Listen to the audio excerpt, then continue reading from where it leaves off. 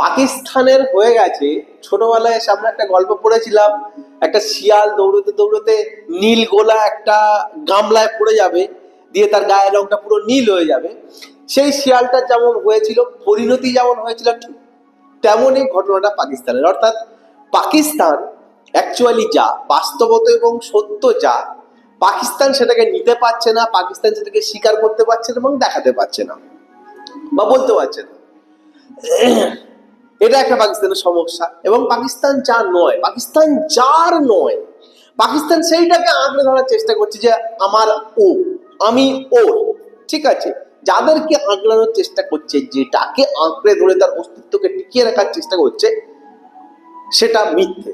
তারা পাকিস্তানের নয়, পাকিস্তানও তাদের নয়।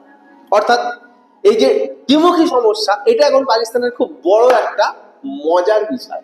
আমরা আরো ডিটেলে আসবো বিষয়টা, যে কোন জায়গায় কিভাবে সেই নীল গোলা শিয়ালটার মতন পাকিস্তানের ঘটনাটা ঘটছে।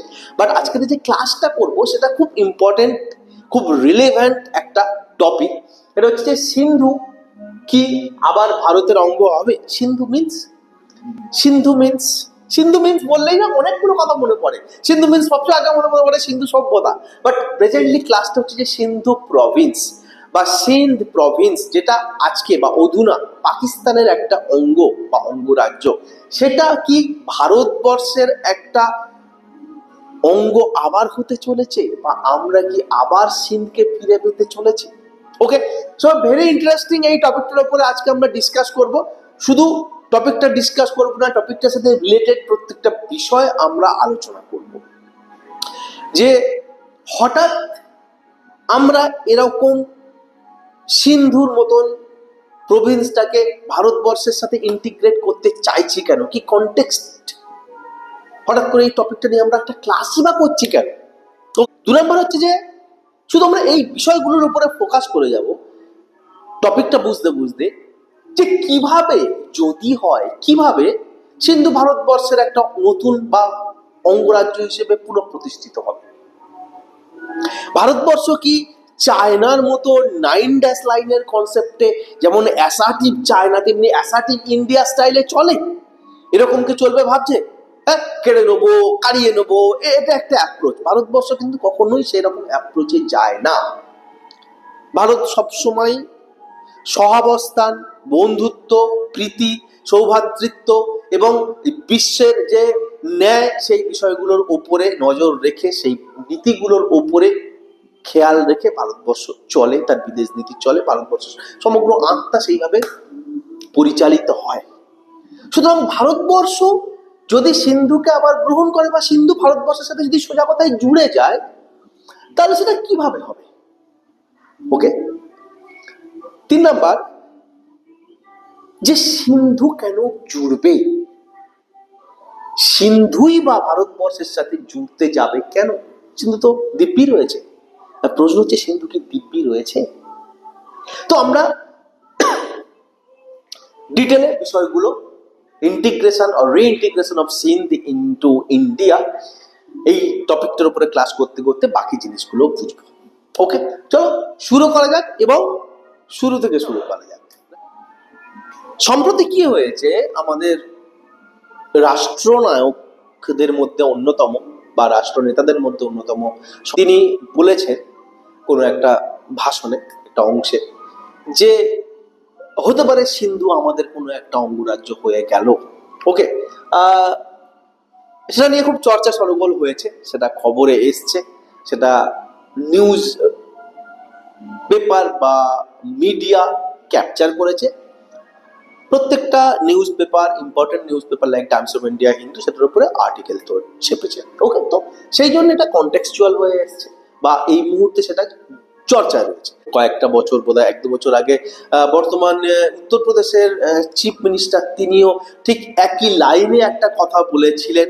হ্যাঁ, এই প্রসঙ্গে বা এই ধারণায় অনেকে ভূতপূর্ব স্বরাষ্ট্রমন্ত্রী লালকৃষ্ণ আডবাণী, তার বাড়ি ওখানটায় বা এরকম কিছু কারণে তার সাথেও এই কনসেপ্টটাকে অ্যাসোসিয়েট করেন।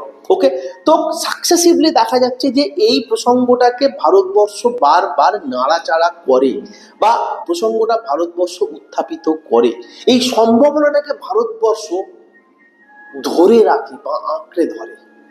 ওকে, সেই জন্যই আজকে আমরা এই টপিকটার উপরে একটু চর্চা করবো, একটু গভীরে ঢুকবো।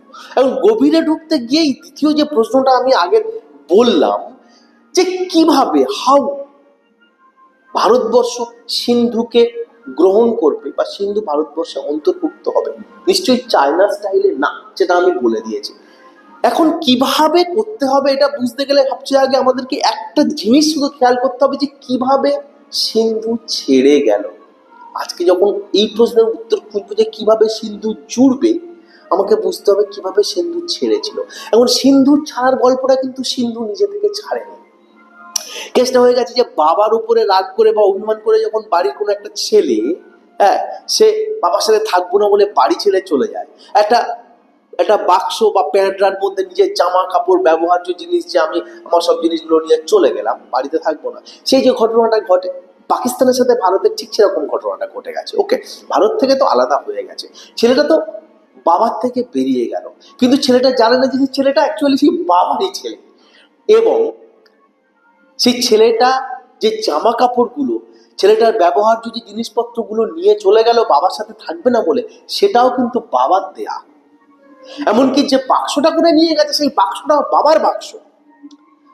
তো আজকে সিন্ধুকে যে পাকিস্তান নিয়ে চলে গেছে, বেসিক্যালি সিন্ধু কিন্তু ভারতবর্ষে, সিন্ধু ভারতবর্ষে, বা বলা যায় ভারতবর্ষ সিন্ধু। কারণ সিন্ধু বলতেই সিন্ধুকে আমরা হিস্টোরিক্যালি আর কালচারালি কানেক্ট করি, সিন্ধুকে ল্যাঙ্গুয়েজের মধ্যে দিয়ে কানেক্ট হয়, এবং আমরা তারপরে পাকিস্তানের এই প্রসঙ্গে কি দ্বন্দ্ব রয়েছে সেটা একবার যেমন ভূমিকায় বলেছিলাম তেমনি বুঝবো। এখন যদি আমি বলি হিস্টোরিক্যাল অ্যান্ড কালচারাল কানেকশন সিন্ধুর সাথে কি, সত্যি বলতে কি বলো দেখি, সিন্ধু অ্যাকচুয়ালি আজকের যে ভারতবর্ষ বা যেটাকে একটু উত্তর ভারতে বলা হয় হিন্দুস্তান, এই হিন্দু এই বিষয়টাই কিন্তু কোনো রিলিজিয়ান জাত নয়, রিজিয়নাল জাত। অর্থাৎ হিন্দু কোনো ধর্মীয় একটা সৃষ্টি বা সৃজন নয়, একটা ভূত প্রকৃতিগত বিষয়। বেসিক্যালি আরবরা বা বলা যায় মধ্যপ্রাচ্যের মানুষরা,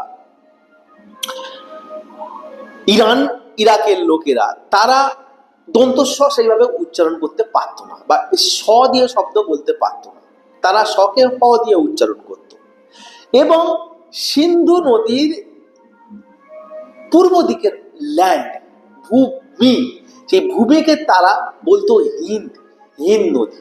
এবং হিন্দ নদীর ওই অঞ্চলটাকেই বলা হতো হিন্দুস্তান। অর্থাৎ ভারতবর্ষের যে নামটা হিন্দুস্তান, এখানটায় হিন্দু ধর্মের লোক থাকে বলে তা না, এখানে হিন্দ নদী বা এই সিন্ধু অঞ্চলের অভিভূত বা এই সিন্ধু অঞ্চলের মধ্যে থাকা এই জায়গাটার জন্যেই এটার নাম হয়েছে হিন্দু।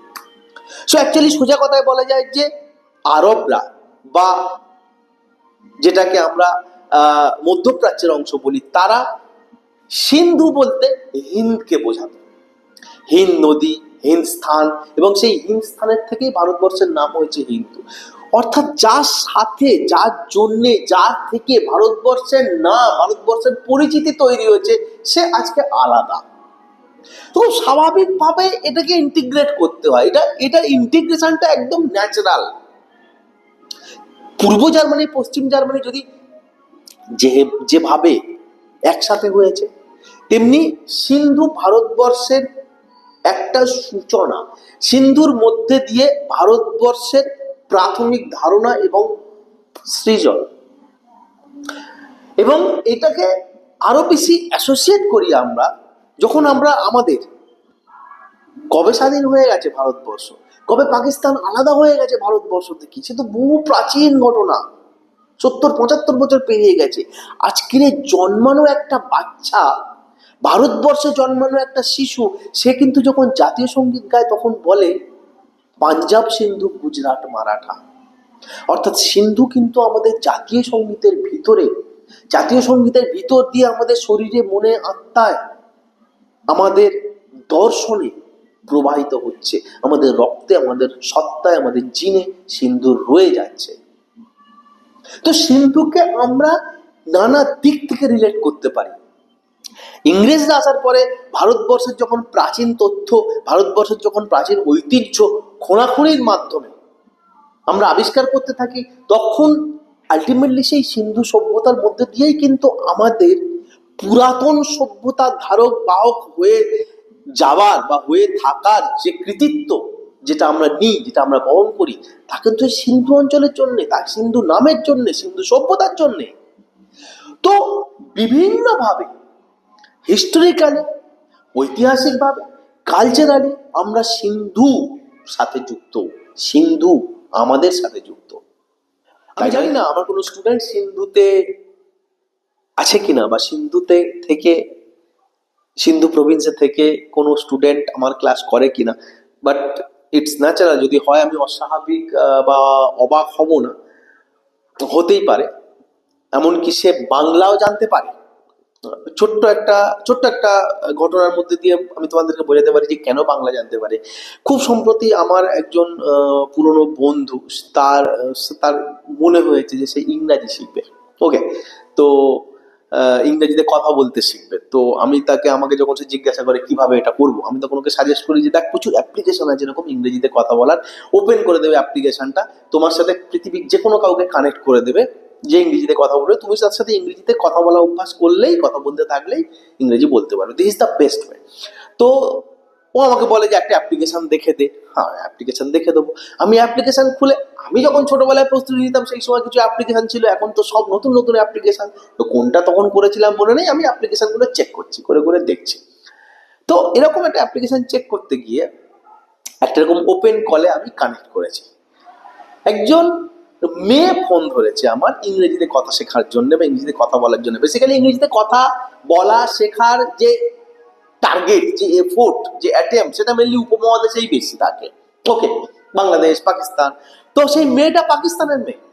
বেশ কিছুক্ষণ কথা বলার পরে আমি বুঝতে পারলাম, সে নিজেই বললো যে সে ক্লাস 8-এ পড়ে, মাত্র 8 বা 9-এ, ছোট্ট মেয়ে। এবং সে ভারতবর্ষের সব জানে। সে কর্ণাটক, তামিলনাড়ু, তাদের ক্যাপিটাল, এমনকি আমাদের পশ্চিমবঙ্গের বর্তমান সিএম মাননীয় মমতা ব্যানার্জি, সব কিছু সে জানে। আমি অবাক হয়ে গেলাম যে তুমি একটা পাকিস্তানের মেয়ে হয়ে এত কিছু ভারত সম্বন্ধে জানলে কেন? তো ও আমাকে বললো যে, আমি জিজ্ঞাসা করলাম কোনো বিশেষ পারপাস আছে? বললো না, আমরা খোঁজ রাখি, আমরা খোঁজ করি, ইংরেজি বলতে শিখি, আমরা আমাদের প্রতিবেশীদের সম্বন্ধে জানতে থাকি। এটা আমরা আমাদের ক্লাসে সকলেই মোটামুটি করি, এরকম নয় যে আমি এক্সেপশনাল। তো হতে পারে সিন্ধ প্রভিন্স থেকে আমার কোনো স্টুডেন্ট যদি ক্লাস দেখে থাকো, তো কমেন্ট সেকশনে তোমার ওপিনিয়ন জানাও। Okay, so thing is that important thing যার দ্বারা আমরা সিন্ধুর সাথে অ্যাসোসিয়েটেড হই, সেটা হচ্ছে ল্যাঙ্গুয়েজ। এটা একটা খুব খুব বিরাট একটা ফোর্স। ল্যাঙ্গুয়েজ এমন একটা ফোর্স, এই ল্যাঙ্গুয়েজ ফোর্সের জন্যেই পাকিস্তান, ভারত থেকে ভেঙে যাওয়া পাকিস্তান বা টুকরো হয়ে যাওয়া পাকিস্তান দুভাগে বিভক্ত হয়ে যায় বাংলাদেশ এবং পাকিস্তান দুটো দেশের নাম নিয়ে, কেবলমাত্র ল্যাঙ্গুয়েজ। তুমি ভেবে দেখো, বা তোমরা ভেবে দেখো, ভারতবর্ষ থেকে পাকিস্তান আলাদা করার জন্য যে ফোর্স কাজ করেছিল, যে ফ্যাক্টরস গুলো সেদিন কি বলা যায় অ্যালাইভ ছিল, সেটা কিন্তু দারুণ। এবং সেই ফোর্সের এতটাই পাওয়ার ছিল যে ভারতবর্ষের তাবড় যে নেতা, রাষ্ট্রনায়ক, তারা সেই ভাঙনটাকে, দেশ ভাগটাকে আটকাতে পারেনি। দেশটা ভাগ হয়েছিল, বাট দেশটা ভাগ হলো যে কনসেপ্টের উপর ভিত্তি করে, পাকিস্তান যে নামটার উপর ভিত্তি করে। সেই পাকিস্তান ইটসেলফ দুভাগে ভাগ হয়ে গেল কয়েকটা দশক পরে, only due to Bengali language. তার কারণ পাকিস্তান শুরু থেকেই উর্দুর ওপরে কালচার করে, উর্দুকে প্র্যাকটিস করে, উর্দুকে প্রসারণের জন্য চেষ্টা করে, যেটা তারা বাংলাদেশে বাঙালিদের ওপরে চাপিয়ে দেওয়ার চেষ্টা করছিল। আজকে বাংলাদেশে আমরা যে এলিমেন্টগুলো দেখি, ভাবার এরকম কোনো মানে নেই যে 30 বছর আগে বা 50 বছর আগে সেগুলো ছিল না, সবই ছিল। বাট বাংলাদেশিদের, বাংলাদেশে যে সবচেয়ে বড় ধারণ বা ধাত্রী ছিল, সেটা হচ্ছে তাদের ভাষা বা আমাদের ভাষা, প্রত্যেকেরই ভাষা তার কাছে সবচেয়ে বড় সাপোর্ট, তার কাছে সবচেয়ে বড় জোর, তার প্রধান ধারক এবং বাহক। সে সেটাকে ছাড়তে চায়নি। সব ভাষাকে টিকিয়ে রাখবে বলে একটা দেশ ভেঙে গেছিল, যে দেশটা তৈরি হলো এতটা লড়াই করার পরে বা এতটা ঝামেলা পাকিয়ে। সো আমি যদি সেম জিনিসটাকে রিলেট করাতে চাই সিন্ধের সাথে, যে সিন্ধি ভাষা ওয়েস্টার্ন ইন্ডিয়ার যে ভাষাগুলো, ঠিক সেইগুলোর মতোই প্রাচীন এবং সমৃদ্ধ, like Gujarati, like Rajasthani, like Kashmiri. Okay, ঠিক তেমনি ভাষা সিন্ধি ভাষা। আজকে কিন্তু সিন্ধ অঞ্চলে সেই সিন্ধি ভাষার কোনো কালচার কাল্টিভেট করার সুযোগ থাকে না, সেটাকে ক্রমাগত সাপ্রেশন করা হয়েছে বাই উর্দু। বাট ভারতবর্ষে কিন্তু সিন্ধি কমিউনিটি রয়েছে, সিন্ধি ভাষা রয়েছে, এবং সেই ভাষা ভারতবর্ষের রীতিমতন প্র্যাকটিস হয়। তো আমরা ভাষা দ্বারা অ্যাসোসিয়েট করি। আজকে সিন্ধ অঞ্চলের লোকেদের মানুষও ভাষা দ্বারা আমাদের সাথে রিলেট করে। তো এক কথায় যেটা বলতে চাইছি সেটা হচ্ছে সিন্ধু প্রদেশটা, সিন্ধু প্রভিন্সটা সর্বতোভাবে আমাদের সাথে যুক্ত, সর্বতোভাবে, মনে, শরীরে, অন্তরে, বাহিরে। এখন এখানেই হয়ে গেছে পাকিস্তানের সমস্যা। পাকিস্তান তার বাচ্চাদেরকে যদি ইতিহাস, কথাটা ভাবলেই খুব হাসি পায়, পাকিস্তান যদি তার বাচ্চাদেরকে ইতিহাস পড়াতে চায়, তখন পাকিস্তান তার ইতিহাসে কাদেরকে দেখাবে রাজা হিসেবে? আমরা তো অশোককে দেখিয়ে দিলাম, চন্দ্রগুপ্ত মৌর্যকে দেখালাম, সমুদ্রগুপ্তকে দেখালাম প্রাচীন রাজা, কৃষ্ণদেব রায়, চোল, চালুক্য, পান্ডিয়া দেখিয়ে দিলাম। তারপরে কিন্তু আমরা অকাতরে বাবর, আকবর বা খিলজি, বিন তুগলক সকলকেই ভারতবর্ষের রাজা হিসেবে দেখায়। পাকিস্তান কাকে দেখাবে? পাকিস্তানকে দেখাতে গেলে তো পাকিস্তানকে এদেরকেই দেখাতে হবে। দেশটা একটাই ছিল, দেশটা একটাই ভারতবর্ষ ছিল, দেশটা একটাই হিন্দুস্তান ছিল। পাকিস্তানকে দেখাতে পারছে না, কারণ পাকিস্তান যেটা সত্যি, যেটা ভারতের অঙ্গ, এটা ভারতের অংশ, এটা অ্যাকচুয়ালি ভারত, এটা অ্যাকচুয়ালি হিন্দুস্তান, সেটা পাকিস্তান অস্বীকার করছে। পাকিস্তান সেই শিয়ালটার মতন হয়ে গেছে, যেটা সত্যি সেটাকে সে দেখাতে পারছে না তার বাচ্চাদেরকে, তার ইতিহাসে সে ফুটিয়ে তুলতে পারছে না তার প্রকৃত ইতিহাসটা কি। কেননা প্রকৃত ইতিহাস যদি তাকে বলতে হয়, তাহলে বলতে হবে যে সে ভারতবর্ষেরই অংশ, ভারতই তার আত্মা, ভারতই তার ইতিহাস, ভারতই তার স্মৃতি। এখন পাকিস্তান কি করছে? কোথায় আরব, সৌদি আরব, ইরান, ইরাক, এই অঞ্চলের যে প্রাচীন রাজা, যে প্রাচীন সম্রাট, বাদশাহ, তাদের কোনো বংশধর, তাদের কোনো সূত্রধরকে বসিয়ে দিচ্ছে যে পাকিস্তানের প্রাচীন, পাকিস্তানের প্রথম শাসক হিসেবে। কিন্তু আদপে তো তা না। সাবকন্টিনেন্টের হিস্ট্রি, সেন্ট্রাল ইন্ডিয়ার হিস্ট্রি, অ্যারাবিয়ান ওয়ার্ল্ডের বা কান্ট্রিগুলোর হিস্ট্রি ডিফারেন্ট। পাকিস্তান সেই লোকগুলোকে জোর করে টেনে আনছে যে তাদের সাথে আত্মীয়তা দেখানোর জন্য, ইতিহাসে প্রজেক্ট করার জন্য। কিন্তু এইভাবে তো হবে না। এইভাবে পাকিস্তানের বাকি লোকগুলোই বা সেটাকে কতটা অ্যাসোসিয়েট করবে, কতটা রিলেট করবে? আজকে তা করতে পারছে না। করতে পারছে না বলেই পাকিস্তানের আজকে এত দিকে ডিস্টারবেন্স হচ্ছে। পাখতুনিস্তানে ডিস্টারবেন্স হচ্ছে, পিওকেতে হচ্ছে, সিন্ধে হচ্ছে, আমাদের বালুচিস্তানে তো হয়েই চলেছে। কারণ এইটা, তার কারণ পাকিস্তানের কোনো হিস্ট্রি নেই, পাকিস্তান আমাদেরকে স্বীকার করতে পারছে না, যেটা এতটা চরম সত্যি। পাকিস্তান যাদেরকে নিচ্ছে তারা পাকিস্তানের কোনোদিন না। ক্লিয়ার? ওকে, তাহলে আমরা এখন বুঝতে পারলাম যে কিভাবে আমরা সিন্ধুকে নেব, কেমন করে সিন্ধু আমাদের হবে। বাট প্রশ্ন হচ্ছে যে এই থিওরি, তত্ত্ব, ভাবনা, ভালো লাগা এবং আত্মার বাইরে একটা পলিটিক্যাল ডিমার্কেশন আছে, সেটা হচ্ছে ইন্ডিয়া পাকিস্তান বাউন্ডারি, সেটা হচ্ছে স্যার ক্রিক। ওকে, তো সেই জায়গা থেকে সিন্ধু বেরোবে কেন? ওকে, চলো আমরা এটা নিয়ে ডিসকাস করব। সিন্ধু কেন বেরোবে?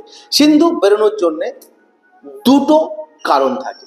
কোনো কিছু হওয়ার জন্য দুটো কারণ থাকে, যেমন একটা ভেতরের কারণ, একটা বাইরের কারণ, ঠিক তেমনি সিন্ধুর ক্ষেত্রেও দুটো কারণ অ্যাক্টিভেটেড, একটা পুশ ফ্যাক্টর, একটা পুল ফ্যাক্টর। দুটো ফ্যাক্টরের দ্বারা আমরা বুঝবো যে কেন সিন্ধু পাকিস্তান থেকে বেরিয়ে ভারতবর্ষে যুক্ত হবে। ওকে, আমরা ডিসকাস করব পুশ ফ্যাক্টর। পুশ ফ্যাক্টর কি? পুশ ফ্যাক্টর হচ্ছে সেগুলো যা সিন্ধ অঞ্চলকে বা সিন্ধু অঞ্চলকে, সিন্ধু প্রদেশকে, সেই অঞ্চলে বসবাসকারী মানুষকে বিরক্ত করে দেয়, মনে হয় যে ছেড়ে চলে যায়, এখানে থাকবো না। ওকে, ইস পুশ ফ্যাক্টর কি আছে দেখো, সোশিও ইকোনমিক চ্যালেঞ্জেস, সেই পুশ ফ্যাক্টর যার দ্বারা সিন্ধু ভারতবর্ষে অন্তর্ভুক্ত হতে পারে বা হতে চলেছে। তার মধ্যে প্রথমেই থাকবে সোশিও ইকোনমিক চ্যালেঞ্জ। ওকে, আর্থ সামাজিক বাধা বা প্রশ্ন, যেমন ফার্স্ট থাকছে পভার্টি ইনইকুয়ালিটি। ওকে, বেসিক্যালি সিন্ধু অঞ্চলটা বা সিন্ধু প্রদেশটা কিন্তু বেশ ভালো রকমের মিনারেল এবং ন্যাচারাল রিসোর্সের একেবারে ভরপুর জায়গা। স্টিল স্টিল অ্যাকচুয়ালি সেখানটায় কিন্তু উন্নতি বা ডেভেলপমেন্ট হয়নি, দারিদ্র বা দরিদ্রতা বজায় রয়েছে। ওয়েস্টিং, স্টান্টিং, এই সমস্যাগুলো ওখানটায় ভীষণ রকমের দেখা যায়। Weak public service delivery, basic infrastructure সমস্যা আছে। Health care, education, sanitation, electricity, এগুলো মেজর প্রবলেম আছে, ঠিকঠাকভাবে সার্ভ করা হয়নি ওই অঞ্চলকে। Clear? Poor governance and corruption, actually bureaucracy স্টাইলটা প্রথমত ওখানে তো গভর্নমেন্ট ডেমোক্রেসির দ্বারা হয় না, মোস্টলি মিলিটারি শাসিত থাকে। তার মধ্যে র্যাম্প্যান্ট করাপশন থাকে, তার সাথে পুরনো প্রেজুডাইস থাকে, প্রচুর ট্যাবু আছে, সেই সামন্ততন্ত্রের মতন চলে, যে যে অঞ্চলে রাজা হতে পারে সে সেই অঞ্চলই লিড করছে, দখল করছে, শাসন করছে, একেবারে ক্যাওস হয়ে আছে গভর্নেন্সের ক্ষেত্রে। এবং ক্যাওস থাকলে অবভিয়াসলি গভর্নেন্সের ক্ষেত্রে সেখানটায় করাপশন থাকবে। So rampant corruption and economic stagnation. যতটুকু যতটুকু খনিজ সম্পদ বা সেই অঞ্চলে খনিজ সম্পদ জাত কোনো একটা বাজার বা শহর, সেইটুকুর বাইরে নতুন কোনো বাজার, নতুন কোনো শহর, নতুন কোনো শিক্ষা কেন্দ্র, নতুন কোনো উল্লেখ করার মতন ডেভেলপমেন্ট সেই প্রভিন্সে হয়নি। Okay, push factor 2, water and environment crisis. কেন সিন্ধের লোকেরা পাকিস্তান থেকে বেরিয়ে ভারতবর্ষে যোগদান করবে? না, what is water and environment crisis? Basically Sindh প্রভিন্সের লোকেশন হচ্ছে লোয়ার রিপেরিয়ান এরিয়া, অর্থাৎ বলা যায় নদী অববাহিকা, নিম্ন অববাহিকা অঞ্চল। মানে সবসময় সেই থ্রেড যে উপরে যারা আছে তারা সেটাকে নানাভাবে ইউজ করে, নিজেদের খুশি মতন ইউজ করে, নিচে যারা রইল তাদের দিকে আর দেখলই না, তাদের কথা ভাবলই না। ঠিক তেমনি সিন্ধু নদীর জল নানাভাবে হাইড্রো ইলেকট্রিক প্রজেক্টে কাজে লাগিয়ে, ক্যানেল বানিয়ে বিভিন্নভাবে মেনলি উপরে ব্যবহার হয়ে গেছে, এমনভাবে যে নিচে সিন্ধু নদীর জল ভীষণ রকম ভাবেই ব্যাহত হয় তার প্রবাহে, এবং ভীষণ রকম জলকষ্টে থাকে সিন্ধু অঞ্চলের লোকেরা। অবভিয়াসলি তার ফলে ক্লাইমেট চেঞ্জ ইম্প্যাক্ট তো থাকবেই। 2022, 2024 মেজর ওখানটায় বন্যা হয়েছে, ল্যান্ডফল হয়েছে, এবং তার সাথে সমুদ্রের নোনা জল ভেতরে ঢুকে গেছে। ওকে, স্যালিনাইজেশনের প্রবলেম হয়ে গেছে, চাষবাস হয় না, বিরাট সমস্যা। অ্যাকচুয়ালি একটা হিউম্যানিটেরিয়ান ক্রাইসিস ক্রিয়েট হয়ে যাচ্ছে সিন্ধু অঞ্চলে। রিসোর্স অ্যালোকেশন, এগেন ডেভেলপমেন্টের রিসোর্সটা সিন্ধু পাঞ্জাব থেকে তোলা হচ্ছে, কোথায় নিয়ে চলে যাওয়া হচ্ছে? সেন্ট্রাল অঞ্চলে। ওকে, পেশোয়ার দিকে, ইসলামাবাদের দিকে, অর্থাৎ যেখানে রিসোর্সটা থাকছে, তৈরি হচ্ছে, ডেভেলপমেন্ট কিন্তু সেখানটায় নজর দিয়ে করা হচ্ছে না। Push factor 3, security and political instability. Obviously first দুটো সিচুয়েশন হলে 3 নম্বর সিচুয়েশন তৈরি হয়ে যাবে automatically. Violent extremism and crime. Okay, radicalization তৈরি হচ্ছে, প্রচুর ভায়োলেন্স হচ্ছে, প্রচুর ক্রাইম হচ্ছে, বিশেষ করে চুরি ছিনতাই রাহাজানি তো আছেই, তার সাথে কিডন্যাপিং একটা major issue in Sindh region. Okay, এবং তার সাথে extortion money. Sindh nationalism, again Sindhu ভাষা সিন্ধি ভাষা, সিন্ধু অঞ্চলের লোকেদের ভাষা, সেটাকে দমন করা হয়েছে।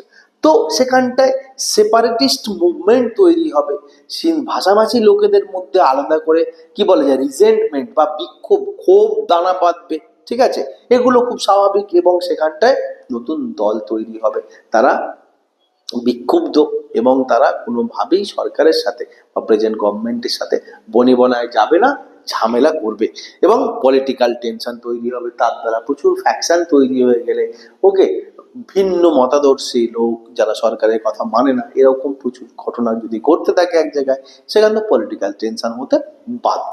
ওকে, so this is all about push factor. আমরা এবার কি পড়বো? Pull factor. মানে কি এমন জিনিস বা মধু যা সিন্ধুকে টানবে ভারতবর্ষে যুক্ত হওয়ার জন্য? চলো স্টার্ট করি। Pull factor 1, economic development.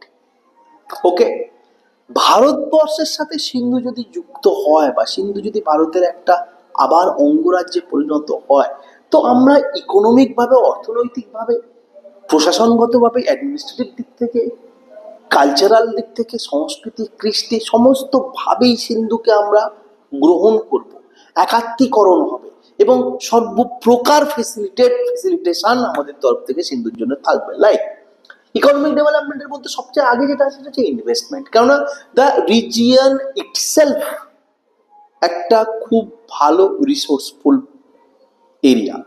তো সেখানটায় মানে একেবারে আজকে ভারতবর্ষের যেরকম প্রত্যেকটা জায়গাতে আলাদা আলাদা করে ডেভেলপ করা হচ্ছে, ঠিক তেমনি সিন্ধু অঞ্চলে প্রচুর পরিমাণে আমরা ফরেন ইনভেস্টমেন্ট আনতে পারি, আমাদের নিজস্ব দেশের ইনভেস্টমেন্ট যেতে পারে, নানা রকম ভাবে সেখানটায় ডেভেলপমেন্ট ওয়ার্ক আমরা স্টার্ট করতে পারি। Economic opportunity, what is economic opportunity? দেখো, অবভিয়াসলি এখানটায় আমরা কি না করতে পারি, মানে সোজা কথা, বন্দে ভারত চালু করে দিলাম আমরা মুম্বাই থেকে সিন্ধু, ঠিক আছে, কি বদোদরা থেকে সিন্ধু আমরা জুড়ে দিলাম কোনো হাই স্পিড কোনো রেল কানেক্টিভিটির দ্বারা। আমরা একেবারে সেখানটায় নতুন economic hub, special economic zone কি না ক্রিয়েট করতে পারি সিন্ধু যদি আমাদের হয়, এবং অবশ্যই আমরা সেগুলো করব। এগুলো প্রচুর জব ক্রিয়েশন করবে, প্রচুর এমপ্লয়মেন্ট জেনারেশন করবে। তো সেখানকার মানুষগুলোর মধ্যে খুব স্বাভাবিকভাবে যখন সমৃদ্ধি আসবে, যখন টাকা আসবে, তখন তারা খুব ভালোভাবে জীবন জীবিকা নির্বাহ করতে পারবে। সুস্থ, স্বাভাবিক, সাধারণ, চিন্তাশীল, বুদ্ধিজীবী মানুষের মতো তাদের পুরো সিভিল রাইটস সহ তারা সেই ইকোনমিক অপরচুনিটিটার আনন্দ নিতে পারবে। রিসোর্সেস, অবভিয়াসলি আমরা সিন্ধুর যে সবচেয়ে বড় রিসোর্স সেটা যে সিন্ধু নদী, সেটাকে প্রিজার্ভ করব। সিন্ধু নদী ভারতবর্ষের বলা যায় চেতনার একটা অঙ্গ, তো সেটাকে প্রিজার্ভ করা ভারতের প্রথম কাজ, প্রথম দায়িত্ব। ওকে, অ্যাডমিনিস্ট্রেটিভ ইন্টিগ্রেশন, অবভিয়াসলি যেমন প্রত্যেকটা ভারতবর্ষের স্টেট একটা ফেডারেল স্ট্রাকচারের দ্বারা ইন্ডিয়ার ইউনিয়নের মধ্যে যুক্ত, ঠিক তেমনি সিন্ধু একই রকম ভাবে একটা ফেডারেল স্ট্রাকচারের মধ্যে পার্টিসিপেট করবে এবং একই রকম অন্যান্য যেমন রাজ্যগুলো থেকে রিপ্রেজেন্টেটিভ তৈরি হয় ভোটের মাধ্যমে, ঠিক তেমনি সিন্ধুতেও তাই থাকবে। তারা সেখানে নিজেদের রাজ্য চালাবে, কেন্দ্রে তাদের রিপ্রেজেন্টেশন থাকবে। ওকে, স্পেশাল স্ট্যাটাস দেওয়া হবে কিসের কথা ভেবে? তার কালচার, তার হিস্ট্রি, তার চেঞ্জ, এগুলোকে খেয়াল রেখে সিন্ধুকে আমরা স্পেশাল স্ট্যাটাস দেব। তার বিষয়গুলোকে, তার সম্পত্তিগুলোকে প্রিজার্ভ করার জন্য, তার কালচারাল ভ্যালুগুলোকে আইডেন্টিফাই করার জন্যে ওকে আমরা স্পেশাল স্ট্যাটাস দেব। আমরা ইকুয়াল রাইটস দেব, অর্থাৎ ভারতবর্ষের প্রত্যেকটা মানুষ যা যেমন ঠিক তেমনি সিন্ধুর মানুষও তাই। আলাদা করে এই অঞ্চলের মানুষরা স্পেশাল ফেসিলিটি পাবে, ওই অঞ্চলের মানুষরা বিশেষ প্রিভিলেজ পাবে, এরকম কিছু নেই। সব মানুষের ইকুয়াল সিভিল রাইটস থাকবে, ফান্ডামেন্টাল রাইটস থাকবে। ওকে, যেমন কেরালার আছে, যেমন আসামের আছে, যেমন দিল্লির আছে, তেমন সিন্ধুর থাকবে। ক্লিয়ার? কালচারাল প্রিজার্ভেশন, এগেন দেখো সেম, আমরা প্রিজার্ভ করব কেবল রিসোর্স না, আমরা প্রিজার্ভ করব তার অ্যাডমিনিস্ট্রেটিভ আইডেন্টিটি না, আমরা তার কালচারটাকেও প্রিজার্ভ করব।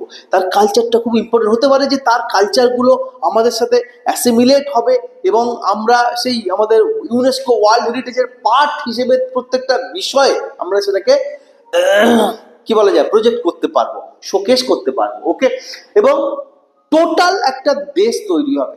ভারতবর্ষ, বৃহৎ ভারতবর্ষের একটা পরিচিতি তৈরি হবে সিন্ধু আমাদের মধ্যে সংযুক্তির মাধ্যমে। ওকে, একটা ইন্টিগ্রেশন হবে, ন্যাশনাল ইন্টিগ্রেশন হবে, সার্বভৌমত্বের অংশীদার হয়ে যাবে সিন্ধু ভারতবর্ষের অন্যান্য অঞ্চল বা প্রদেশের মতো।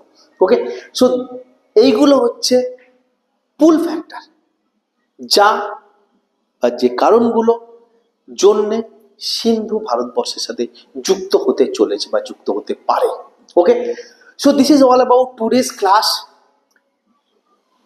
সিএসডিজি সবসময় এইটুকু চায় যে বাঙালি ছেলেমেয়েরা সেন্ট্রাল গভর্নমেন্টের ভালো ভালো উচ্চাসনে বসুক, আইএএস আইপিএস হোক, সিভিল সার্ভিস পরীক্ষায় পাস করুক। তোমরা বেশি পরিমাণে পড়াশুনো করো, বেশি পরিমাণে ইউপিএসসি পরীক্ষা দাও, সিভিল সার্ভিস পরীক্ষা দাও, আমরা তোমাদের সাথে আছি।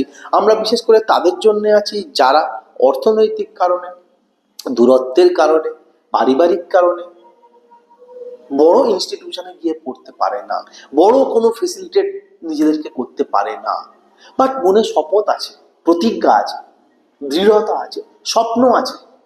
আমরা তাদের জন্য চ্যানেলকে তোমরা তাদেরকে পৌঁছে দাও, আমাদের ক্লাস তোমরা করো।